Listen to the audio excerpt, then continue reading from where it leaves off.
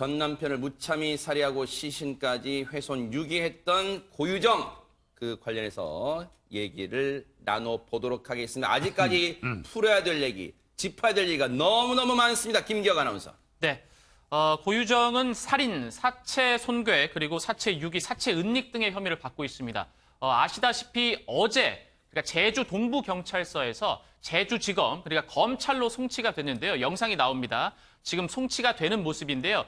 끝까지, 마지막까지 얼굴 공개가 되지 않았습니다. 네. 수많은 취재진들이 나와 있었는데요. 지금 고유정은 고개를 지난번과 마찬가지로 고개를 푹 숙이고 머리카락으로 철저히 지금 밑에서 또 카메라를 찍고 있는데 밑에서 찍어도 보이지 않을 정도로 머리카락으로 얼굴을 가린 채 검찰로 송치되는 차량에 탑승을 했습니다. 지금 검정색 상의, 검정색 하의를 입고 그래요. 있고요. 그러면 100마디 말보다 한 번 보는 게 훨씬 나아요. 당시 어제 검찰에 송치된 모습 보시고 이어가 보도록 하겠습니다. 막아요 이거. 왜 죽이셨습니까?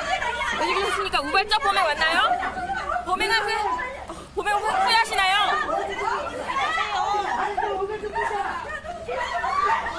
남겨진 아이와 남편에게 하고 싶은 말 없습니까? 유가족에게 하고 싶은 말 없으십니까? 얼굴 한 번만 들어주십시오.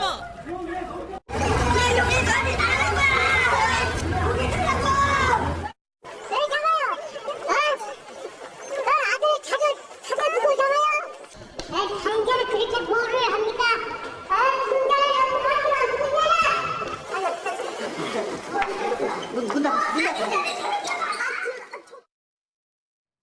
저 유족들의 분노가 고스란히 느껴집니다. 저 말이 틀린 말이 아니잖아요. 저럴 거면 뭐하러 신상 공개를 결정해요. 그리고요, 앞서 그 제주 동부경찰서 나오기 직전에 계단 내려오기 직전에 서 있는데 자, 기자도 인간입니다. 오죽 분노가 치밀고 답답하면 기자가 머리카락 들어보려고 하잖아요. 정말로 그럴 정도로 고유정 그 뻔뻔한 얼굴, 검찰로 송치된 그 얼굴 정말로 공개를 해야 된다는 여론이 빗발칠 정도로 정말로 그 장면 좀 다시 보여주세요. 그 장면 보여드리면서 김복준 의원님 말씀 들어볼게요. 김복준 의원님, 저럴 거면 진짜 신상 공개 왜 했습니까? 저도 그런 생각합니다. 솔직히 얘기해서 저 흉악범들에 대한 얼굴을 공개하면서 공개심의위원회를 거치고 이러는 나라 사실 우리나라 유일한지도 몰라요. 오히려 선진국 미국이라든지 저 독일이라든지 일본 같은 데는요. 저 보세요. 기자가 막 올리려고 그래요 지금. 네. 강력범죄 저지른 사람들 아예 얼굴 공개하는 건 기본입니다. 네. 물론 뭐 인권이라는 어떤 그 큰 틀에다가 기초해서 한다고 그러는데 인권에는 그래 맞습니다. 경중이 없습니다. 그렇지만 피의자의 인권이 그렇게 중요하다면 억울하게 희생당한 피해자의 인권은 어디서 찾죠? 예, 그래서 무슨 소극적 공개니 무슨 적극적 공개니 하면서 저렇게 뭐 여성 같은 경우에 아니 남성도 마찬가지죠. 머리만 잔뜩 기르면 얼마든지 앞으로 늘어뜨려 가지고 공개하거나 말거나 신경 안 써도 되는 저런 현상이 계속 지속된다면요. 네. 이거는 사실 공개의 개념 그 이유가 없는 거죠. 네. 뭐로 그 만들어 가지고 그렇게 어렵게 절차를 밟습니까? 사실 저는 어제 이걸 지켜보면서 이게 진정한 인권이라는 게 뭔지에 대해서도 좀 생각을 해봤고요. 네. 참 좋지 않은 생각을 했습니다만은 네. 저는 저 고유정이가 나오다가 확 넘어져가지고 얼굴이 보이기를 엄청 바랬습니다. 네, 그 정도로 아마 현장에 있는 기자도 같은 심정이었어요. 그래서 한번 어떻게든 머리를 들어보려고 했지만 머리 들어도 잘 안 보일 정도라는 게 앞서 김기혁 아나운서 설명이었고 실제 화면도 그랬습니다. 유족분들의 마음은 오죽하겠습니까? 그 얘기 들어보시고 이어가 보도록 하겠습니다. 오늘 얼굴 보신 분 있습니까? 이럴 거면 신상공개 왜 합니까? 남자, 여자, 남녀 문제를 떠나서 머리 긴 사람은 그럼 신상공개도 얼굴 못 보여줍니까? 성인 11술이고요. 아직도 머리카락 하나 못 찾았어요, 저희는. 추정해가고 발견됐다고는 하는데 추정이잖아요. 저희 형 머리카락인지는 확실치 않잖아요. 사형이죠. 집행 안 될 거라는 거는 알고 있어요. 예전부터 안 됐었고. 근데 저희는 가장 두려운 게 그거예요. 돈 많은 집안이니까 좋은 변호사 써서 몇십 년 살다가 가석방 될까봐. 그럼 저희 아픈 치유는 누가 해줍니까? 고유정의 신상을 이럴 거면 뭐하러 공개하냐는 피해자분의 남동생분의 이 울분, 분노가 고스란히 느껴지는데 그렇기 때문에 더 고유정이 뻔뻔해 보일 것 같습니다. 손정혜 변호사님. 고유정이 경찰에서 이런 진술을 했다라고 하죠. 얼굴 공개된 것 때문에 굉장히 불편하다고 생각하면서 얼굴이 공개되면 차라리 죽겠다, 죽는 게 낫다 이런 말도 했다라고 하고 얼굴 공개를 반대하는 이유는 나의 아들과 가족 때문이다 이런 진술을 했다고 합니다. 나의 아들과 가족은 소중하고 피해자의 가족들은 소중하지 않다라고 생각하는지 어떻게 끔찍한 범죄를 저지르고도 자신의 명예를 먼저 챙기는지에 대해서 당연히 뻔뻔하다라고 유가족은 느낄 수밖에 없는 상황이고요. 네. 지금 피해자 남동생은 하루에 2시간 이상 잡은 적이 없다라는 겁니다. 그만큼 세상에. 큰 정신적 고통과 그러니까요. 트라우마에 시달리고 있다라고 보이고요. 더군다나 이 남동생, 피해자 지금 고유정이라고 이야기하고 있지만 한때는 인척관계였잖아요. 시댁, 가족처럼 같이 살았던, 같이 교류했던 사람들입니다. 그렇기 때문에 더더욱 배신감과 고통이 더 크지 않나 싶습니다. 박성배 변호사님, 이게 말입니까? 얼굴이 공개되면 자기 아들과 가족이 피해를 입는다고. 그 아들, 언급한 아들이 6살 아들, 피해자와 사이에 난 아들이에요. 6살 아들이. 그리고 이 고유정의 말이 진실이라면 당시 이 6살짜리 아들을 펜션에 같이 있는 상황에서 끔찍한 범죄를 저질렀어. 그래놓고 아들을 위한 척해요, 지금? 이미 자신의 사진은 언론에 공개가 됐지 않습니까? 그렇다면 자신 주변의 아들과 가족들도 특정이 된 상황인데 그럼에도 불구하고 얼굴 공개를 못하겠다고 하는 건 자신의 행동이 부끄러워서가 아니라 추가적인 얼굴 공개나 현장 모습이 포착되는 건 그래도 싫다는 겁니다. 그 자체가 싫다는 거죠. 네. 그래서 이 사건에서는 또 수사 과정에서 시신이 계속 발견이 되고 있지 않아서 네. 혹시나 시신 없는 살인으로 무죄가 선고되거나 형량이 낮아지는 것 아닌가 우려를 하시는 분들이 많으신 것 같은데 네. 이 사건에서 유죄 입증에는 어려움이 없을 것 같습니다. 네. 고유정은 일단 수사 단계에서 살인 범행 자체는 인정을 했고요. 그리고 범행을 대비해서 사전에 철저하게 계획하고 준비한 정황은 이미 포착이 돼 있죠. 그리고 전 남편을 만난 직후에 전 남편이 사망한 정황은 이미 드러나 있고요. 그리고 네. 유기하는 듯한 시신을 유기하는 듯한 모습도 CCTV에 여러 차례 포착돼 있기도 합니다. 네. 오히려 고유정에게 더 중형이 선고될 가능성이 있는 것이 차라리 원한 관계에 기한 살인이라면 보통 동기 살인이 적용되는데 합리적인 해명을 하지 않고 납득할 수 없는 해명을 계속한다면 별다른 이유 없는 무작위 살인으로서 비난 동기 살인 유형이 적용됩니다. 오히려 더 큰 형을 받을 가능성이 높습니다.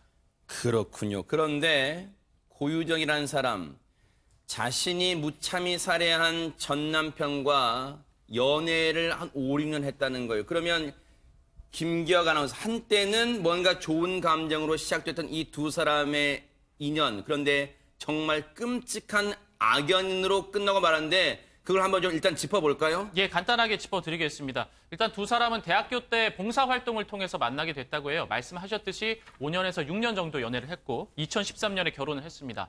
그런데 3년 뒤에 이혼을 하게 됐습니다. 그런데 이혼을 하는 과정에서 이 지금 피해자 강 씨가 학생이라는 이유로 양육권이 고유정에게 넘어갔습니다. 네. 그래서 근데 이제 강 씨는 아들을 2년 동안 볼 수가 없었던 거죠. 고유정이 보여주지 않았기 때문에. 이에 소송을 통해서 면접 교섭권을 얻게 됐는데 네. 이 면접 교섭권을 얻게 되고 아들을 처음 만나게 되는 2년 만에 처음 만나게 되는 날이 그 이 피해자 강 씨의 사망한 날인 지난달 25일이 되겠습니다. 양육권을 못 가져간다. 학생 신분, 그러니까 대학원생이었어요. 박사과정 밟는. 그런데 김목준현님, 네. 지금 특히 유족들 진술을 좀 보면요. 고유정이 상당히 평소에 집안에서는 폭력적 성향을 띠었다 이렇게 얘기를 하고 있습니다. 이제 동생의 이 피해자 동생의 그 어떤 그 이야기가 상당히 우리를 울리는데요. 네.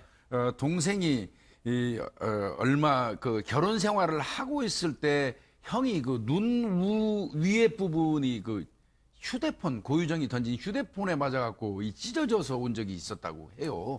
그래서 그리고 툭하면 이제 그 당시에는 형수죠. 네. 형수가 형을 상대로 해서 폭언과 폭행을 일삼는다는 사실을 알아서 네. 어느 날 형한테 얘기를 했답니다. 형, 그 남자가 여자한테 그렇게 맞으면 되냐? 이렇게 얘기했더니 형이 그런 얘기를 했다는 거예요. 야, 남자가 여자가 때린다고 같이 때리냐? 그리고 어찌됐건 애엄마 아니냐? 네. 이런 얘기를 한 적이 있었다는 거예요. 네. 이런 얘기 등등으로 비추어 볼 때는요.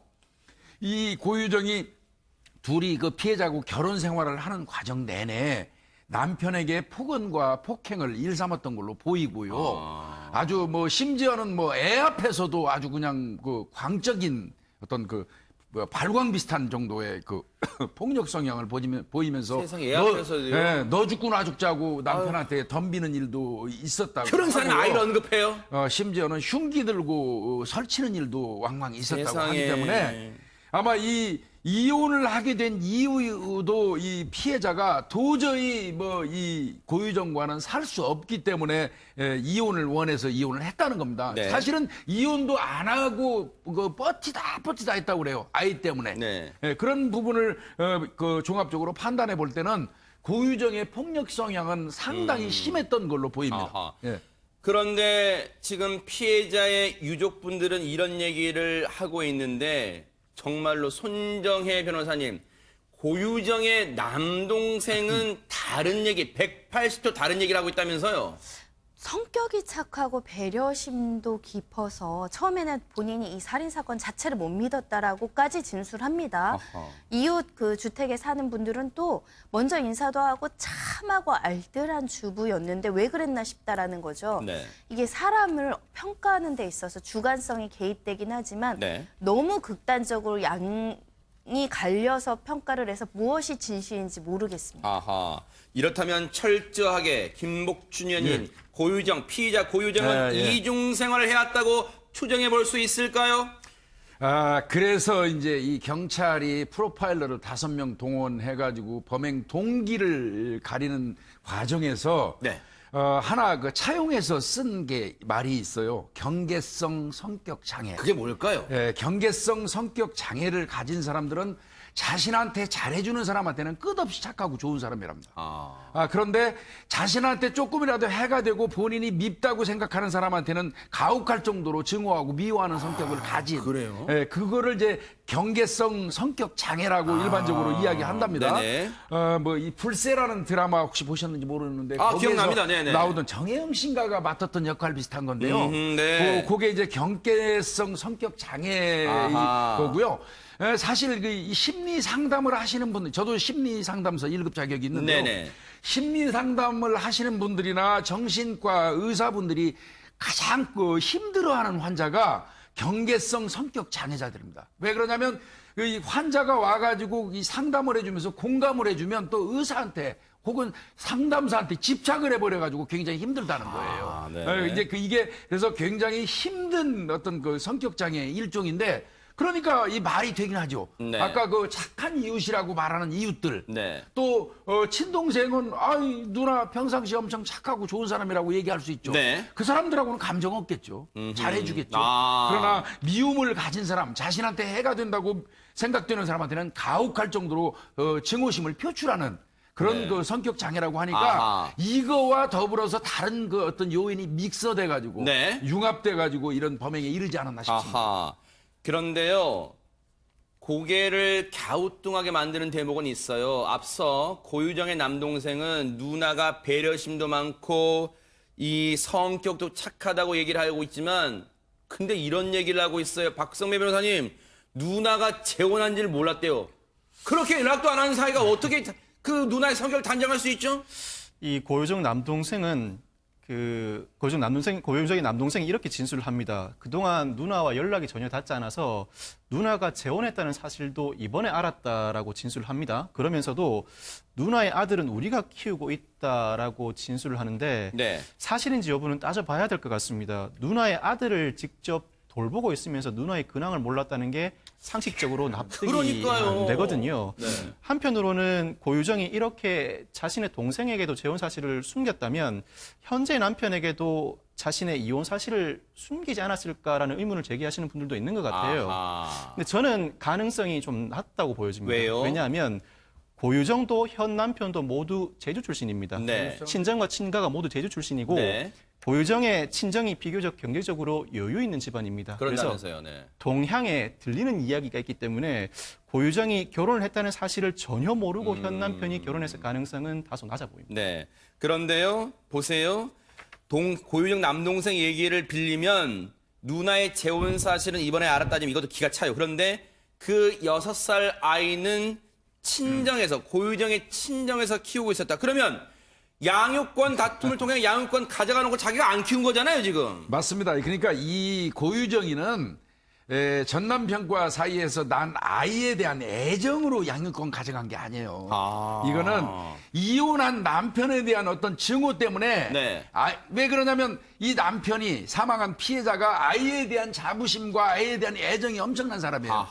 그러다 보니까 남편이 아끼고 정말 좋아하는 아이를 못 보게 함으로써 남편을 괴롭히는 수단으로 자기가 기를 것도 아니면서 네. 양육권 구태여 받아가지고 저 친정에 맡겨놓고 네. 남편을 괴롭히는 수단으로 양육권을 가져갔을 확률도 많고요. 네. 또 뭐 사실상 법상으로도 그때까지는 공부하는 학생이잖아요. 피해자가. 그러다 보니까 자연스럽게 양육권이 고유정이한테 간 거로 보입니다.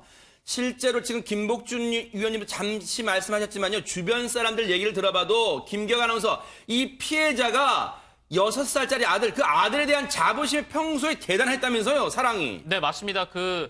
차량 블랙박스에서도 보셨듯이 아들을 보기 위해서 즐겁게 노래를 부르면서 그렇죠. 갔던 모습 너무 기억하실 안타까웠어요, 겁니다. 진짜. 예, 네. 그만큼 아들에 대한 사랑과 애틋함이 있었는데요. 네. 그거에 대한 이제 또 관련 내용이 있습니다. 네. 한 방송사 PD가 라디오 방송에서 이제 출연을 해서 네. 이 살인 사건을 취재한 사람이에요. 네. 이 같은 사실을 전해줬는데 유족을 만나는 분이죠, 이분이. 예, 유족을 PD분이네. 만나서 이제 인터뷰를 한 내용을 전해준 네네. 겁니다. 그러니까 전 남편은 고유정에게 양육권이 넘어갔지만 양육비를 성실하게 보내줬다고 해요. 그래서 왜 아이를 보여주지도 않는데 양육비를 이렇게 꼬박꼬박 보내냐. 그럼 주변 사람이 그럴 만 하잖아요. 그렇게 말할 그렇게 만 하잖아요. 의문을 제기할 만하죠. 근데 네. 여기서 이제 전 남편은 내가 지금 당장은 보지 못하더라도 양육비를 꼬박꼬박 보내야 나중에 아들을 떳떳하게 볼 수 있을 것 같다. 세상에. 이렇게 이야기를 했다고 합니다. 네. 그리고 또 아이에 대한 그리움이 커서 주변에 있는 이제 뭐 동료들의 아이들이나 이런 어린이들을 보면 굉장히 애틋함을 느꼈다고 하고 네. 그 잘생긴 천재라는 표현을 썼다고 해요. 아들에 아들에 대해서. 대해서? 예, 아유, 우리 아들을 이제 칭찬하는 거죠. 네. 천재인 것 같다. 잘생겼다. 이렇게 얘기를 하면서 2년 동안 못 봤지만 아들을 항상 그리워하면서 주변에 이렇게 또 칭찬을 해왔던 것으로 보입니다. 박성배 변호사님, 아빠한테는 얼마나 큰 자랑거리였겠어요, 그 아들이요. 그러니까요. 이 고유정에게 살해된 전 남편 강모 씨가 박사 과정에 있던 대학원생이었습니다. 2017년에 고유정과 협의 이혼하는 과정에서도 대학원생이기 때문에 경제력이 없다는 이유로 양육권을 고유정에게 넘길 수밖에 없었다고 합니다. 이혼 이후에 이 강 씨가 대학원에서 받는 연구비 일부 그리고 주말에 아르바이트를 열심히 해서 번 돈을 합쳐서 매달 양육비 40만 원을 꼬박꼬박 고유정에게 보냈답니다. 네. 면접 교섭도 제대로 이루어지지 않는데도 양육비를 매달 지급했다는 것, 그만큼 아들에 대한 애착이 강했다는 걸 알 수 있는 그러니까요. 대목입니다. 정말 안타깝잖아요. 그런데 우리를 또 한 번 지금 의혹의 눈초리, 의혹을 갖게 만드는 대목이 하나 있습니다. 바로 그 얘기를 해볼게요. 손정혜 변호사님, 고유정의 지금 6살 아들 말고 제주에 있는 친정집에 있는 그 6살 아들 말고 2달 전에 숨진 의붓 아들 사건이 지금 다시 주목받고 있잖아요, 지금. 이 아들은 4살이고요. 재혼한 남편의 아들입니다. 네. 그리고 이 재혼한 남편의 아들은 제주도에서 조모하고 같이 양육된 상태였는데 2월 28일 날 데려가서 내가 키우겠다라고 데리고 왔다라는 겁니다. 그런데 3월 2일, 그러니까 이틀 만에 아이가 숨진 채로 발견됐다라고 하고요. 네. 현장에 출동한 소방당국 이야기는 이미 호흡도 없고요. 의식도 없었다. 그 시간이 오전 10시 10분에 사망한 채로 발견됐다고 하는데 네. 오전 10시면은 어른들도 한참 깼을 시간이죠. 그러네요. 네. 왜 고유정 주변에 이렇게 의문스러운 죽음이 많은 것인지 네. 의문입니다. 당시 4살짜리 아이 죽음에 대해서 즉 엄마 아빠인 고유정과 지금 고유정의 현 남편은 뭐라고 얘기를 하고 있습니까? 재혼한 남편은 아이와 함께 잠을 잤는데 깼더니 숨져 있었다. 하하. 내 다리가 아이 몸에 올라가서 그런 것인지 아이가 숨을 쉬지도 않았고 심폐소생술 해도 소용이 없었다라고 하고 있고요. 네. 사고 발생 당시 고유정은 다른 방에서 혼자 자고 있었다고 하지만 이 진술을 그대로 믿기가 굉장히 어려운 상황입니다. 김복준 의원님, 예. 4살이면 4개월도 아니고 4살이면 의사 표현 가능한 나이 아니에요? 아빠 다리가 올라가면 아빠 아이고 좀 저리로 가 이렇게 할 나이잖아요. 아니 그리고 4살 먹은 아이가 아빠나 엄마하고 자다가 성인의 다리가 올라가서 질식해서 죽었다는 사례가 제가 알기에는 없어요. 그런가요? 그래서 네. 저는 이 부분은 솔직히 말씀드려서 이해가 안 가고요. 네, 일단 국가수 사인은 뭐라고 나왔습니까? 그래서 이제 국가수에다가 부검 의뢰를 했는데 일단 장기 손상은 없었고요. 네. 약물이라든지 어떤 독극물이 검출되지는 않았다. 어허. 다만 질식사라는 이 최종 결과를 지금 경찰한테 통보를 했기 때문에 그래요? 네. 그 질식은 그럼 어떤 요인으로 질식이 왔는지를 지금부터 찾아가는 게 경찰의 임무일 겁니다. 네. 지금 사실은 이 석 달 전에 숨진 고유정의 의붓아들 4살짜리입니다. 그 사건은요, 사실은요, 거의 소강 상태에서 거의 주목도 못 받았는데, 고유정 사건, 즉 고유정의 전 남편 살해 사건이 주목받으면서 이건 청주 상당경찰서가 담당인데 다시 이제 들여다보겠다는 거예요. 네. 상식적으로 당시에 말해도 얘기가 안 되잖아요. 상식적으로 납득이 안 되는데 그러면 다 4살짜리가 자신의 아버지가 다리를 올렸다고 질식에 숨진다. 이건 상식으로 봐도 이해가 안 됐던 부분인데 이제 와서 다시 들여다보겠고 그 수사관들을 제주에 급파하겠다는 거예요. 그래서 고유정을 만나보겠다는 건데 뒤늦은 감이 없지 않아 상당히 있습니다. 그런데 김기혁 아나운서 네. 이 와중에 완도에서 지금 고유정의 전 남편의 시신으로 추정되는 물질이 담긴 뭔가 좀 일부가 좀 발견됐다 뭐 그런 얘기 있어요. 네, 얘기가 나오고 있습니다. 어제입니다. 어제 오후 6시에 완도 고금도 앞 해상 가두리 양식장, 그러니까 네. 고유정이 제주도에서 완도로 가는 배를 탔잖아요. 네. 거기서 사체를 유기한 것으로 보이는 봉투를 해상에 버렸었고요. 아. 근데 그 근처에서 네. 완도 고금리 앞 해상 가두리 양식장에서 네. 또 청소를 하던 한 어민이 검은 봉투를 발견을 하게 됩니다. 비닐봉지를 발견을 하고 열어보니까 이게 동물인지 사람인지 이게 잘 모르겠는 어떤 사체로 추정되는 물체가 있었다고 해요. 네네. 이 어민은 깜짝 놀랄 거 아닙니까? 네네. 예, 깜짝 놀라서 바다에 버렸다고 합니다. 아, 다시 버렸어요, 그걸 또. 예, 그러니까 깜짝 놀라서 자기도 모르게 이제 버리게 된 아이고. 거죠. 예, 그래서 어쨌든 이게 신고를 했어요. 이 어민이. 왜냐면 이제 고유정 사건에 대해서 워낙 떠들썩하니까 TV나 이제 매체를 통해서 접한 것 같아요. 이제 네. 해경에 신고를 하게 됩니다. 네. 그래서 신고는 했지만 김복준 의원님, 네. 그러면 그 검은 비닐봉지 찾았습니까? 못 찾았습니다. 결과적으로 아이고, 말씀드리면 세상에. 어제 이제 완도 해양경찰서 측에서 아마 수색 인력을 급파해가지고 네. 1시간 넘게 이제 그 양식장 그 인근에 있는 바다를 다 살핀 것 같습니다. 그런데 다행히 거기가 수심은 한 10에서 20m 정도인데 물살은 빠르지 않다고 해요. 그러니까 이제 계속 수색을 했는데 발견을 못했고 날이 어두워졌기 때문에 중단을 했던 것 같은데 아마 지금쯤은 계속 하고 있을 그러겠네요. 겁니다. 이 날이 밝는 대로 한다 이제 했는데 네. 아마 지금 수색 과정에 있지 지금 않을까 수색 중이라고 지금 나오고 있습니다. 수색 중이랍니다, 지금. 제발 네. 좀 거기서 그 수색에서 좀 발견을 했으면 그러니까 좋겠습니다. 뭔가 성과가 있기를 좀 기대를 해볼 텐데 지금 박성배 변호사님 일단은 시신이 일단은 검은 비닐봉지에 쌓이다. 물론 이건 지금 단정할 수는 없습니다. 지금 추정이고 그 어민분도 사체로 보여서 깜짝 놀랐다는 거예요. 그런데 지금 그 검은 비닐봉지가 다시 가라앉지 않기를 지금 바라는 마음이 간절할 것 같아요, 지금. 지금 해경이 어제 날이 너무 늦었고 신고 자체가 굉장히 늦은 시간에 들어왔습니다. 네네. 그래서 물살이 세서 더 이상 수색을 못했다고 하는데 오늘 날이 밝는 대로 수색을 다시 이어나갈 계획이라고 합니다. 네. 어민이 비닐봉지 안에 있는 것이 무엇인지 정확하게 보지는 못했지만 네. 수색 성과가 나올 것으로 기대를 하고 꼭 신체 일부라도 그럼요. 이번에 발견했으면 하는 그러니까요. 정말 그런 간절한 마음을 같이 해봅니다.